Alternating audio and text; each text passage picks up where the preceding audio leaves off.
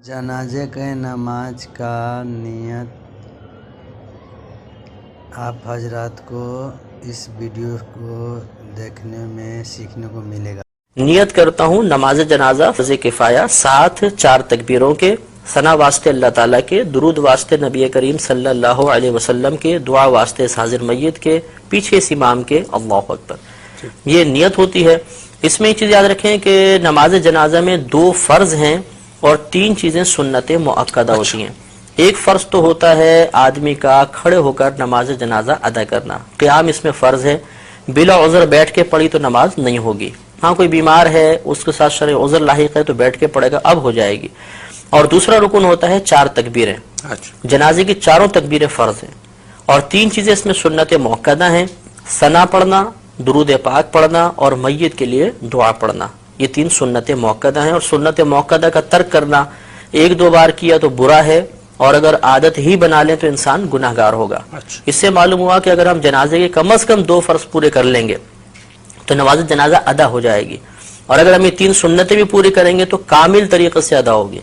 इससे नतीजा निकल आया कि अगर किसी शख्स को जनाजे में कुछ भी पढ़ना नहीं आता, न सना आती है, न दुरूद पाक आता है, न जनाजे की दुआ आती है और वो इमाम के पीछे तकबीर बुलंद आवाज से लगा ले, जैसे मैं तरीका करता हूँ, और वो बस खामोश भी खड़ा रहेगा तो जनाजा बहरहाल अदा हो जाएगा इसका।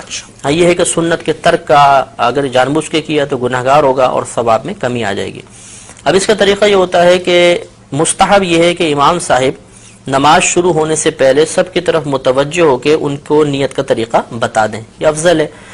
इसके बाद इमाम साहब तकबीर लगाएंगे, हम नियत करके तैयार होंगे, अल्लाहु अकबर कहकर हाथ को बांधेंगे।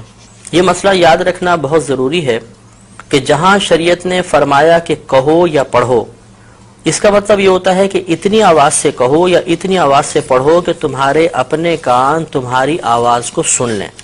इसलिए अब हमें तकबीर लगानी है और जैसे पहले बताया कि 4 तकबीरें फर्ज हैं तो इसमें इतनी आवाज बुलंद रखना भी फर्ज होगा कि अपने कान अपनी आवाज को सुन लें।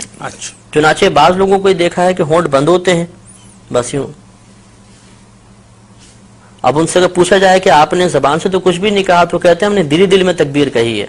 तो दिल में तकबीर कहने से तकबीर का फर्ज अदा नहीं होगा। इसलिए इमाम साहब तो बहुत बुलंद आवाज से पढ़ेंगे जहर के साथ, हमें कम से कम इतनी आवाज से अल्लाहु अकबर पीछे कहना है 4 तकबीरों में कि अपने कान सुन लें, वरना फर्ज अदा नहीं होगा और फर्ज अदा नहीं हुआ तो ये नमाज भी अदा नहीं होगी। अब अल्लाहु अकबर कहते हुए हाथ बांधेंगे, हाथ बिल्कुल वही नमाज की मिसल बांध कर सबसे पहले सना पढ़ेंगे। नमाज फर्ज की सना में और नमाज जनाजा की सना में थोड़ा सा फर्क होता है। इसमें इस तरह हम पढ़ेंगे सुबहानक अल्लाहुम्मा व बिहम्दिका व तबारक अस्मुका व तआला जद्दुका व जल्ला सनाउका व ला इलाहा गैरुक।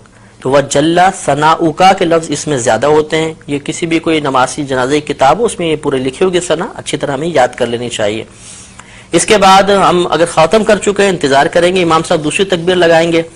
ये याद रखें कि नमाज जनाजा में फकत पहली तकबीर में हाथ उठाने, बाकी आगे की 3 तकबीरों के अंदर हाथ नहीं उठाएंगे लेकिन जबान से अल्लाहु अकबर कहा जाएगा। तो बगैर हाथ उठाए अब अल्लाहु अकबर कहेंगे और इसके बाद अब हम दुरूद पाक पढ़ेंगे। इसमें वही दुरूद पाक पढ़ना अफजल है जो हम आम नमाजों में पढ़ते हैं, यानी दुरूद इब्राहिमी। लेकिन अगर किसी को याद ना हो तो कोई भी दुरूद पाक पढ़ लें, बल्कि याद हो इसके बावजूद दूसरा दुरूद पाक पढ़ेंगे तब भी नमाज हो जाएगी। और अफजल ये था कि दुरूद इब्राहिमी पढ़ा जाता। इसको पढ़ने के बाद अब तीसरी तकबीर लगेगी, हाथ नहीं उठाएंगे लेकिन जबान से अल्लाहु अकबर कहेंगे और इसके बाद अब मैयत के लिए दुआ करेंगे। अगर नाबालिग लड़का है तो उसकी अलहदा दुआ है, नाबालिग बच्ची है अलहदा दुआ है और बालिग मर्द और औरत की एक ही दुआ होती है। ये दुआएं हमें नमाज जनाजा की किताबों से याद कर लेनी चाहिए। अगर बिलफर्ज किसी को ये दुआएं याद ना हो तो कोई बात नहीं, वो कोई भी ऐसी दुआ कर लें कि जिसमें उमूर आखरत के बारे में कुछ तलब किया गया हो, दुनियावी कोई चीज ना तलब हो रही हो आखरत के बारे में, तो ये हम कोई भी दुआ इसमें पढ़ सकते हैं। तो इस तरह हमारी नमाज तकरीबन मुकम्मल हो गई। अब चौथी तकबीर आएगी, इमाम साहब चौथी तकबीर लगाएंगे, हमने हाथ नहीं उठाने लेकिन जबान से अल्लाहु अकबर कहना है। और ये अब सुन्नत करीमा है कि जैसे ही तो चौथी तकबीर लगे और सलाम फेरे तो हाथ खोल दें। और हाथ खोलने के बाद फिर अस्सलाम वालेकुम वरहमतुल्लाह, अस्सलाम वालेकुम वरहमतुल्लाह दोनों तरफ सलाम फेर दिया जाएगा। अब ये याद रखें कि जहां तकबीर के बाद कुछ पढ़ना है اس میں ہاتھ بند رہیں گے، اور جہاں تکبیر کے بعد کچھ نہیں پڑھنا ہوتا وہاں ہاتھ باندھنے کی ضرورت نہیں ہوتی، ہاتھ کھول دیں گے۔ تو پہلی 3 تکبیروں میں چونکہ تکبیر کے بعد کچھ پڑھنا تھا تو ہاتھ بندے رہے، چوتھی میں کچھ محل ہی نہیں ہے پڑھنے کا تو ہاتھ کھول کر پھر ہمیں سلام پھیرنا۔ مفتی صاحب عموماً لوگ یہ غلطی کیا کرتے ہیں کہ صاحب وہ جو چوتھی تکبیر ہے اس میں ہاتھ اسی انداز سے بندھے رہتے ہیں اور سلام پھیرتے ہیں، وہ مطلب یہ خلاف سنت ہو جائے گا، اچھا، نماز ہو جائے گی خلاف سنت ہے کہ ثواب میں کمی ہوگی، سنت یہی تھی کہ ہاتھ کھول کر پھر سلام پھیرے جائیں۔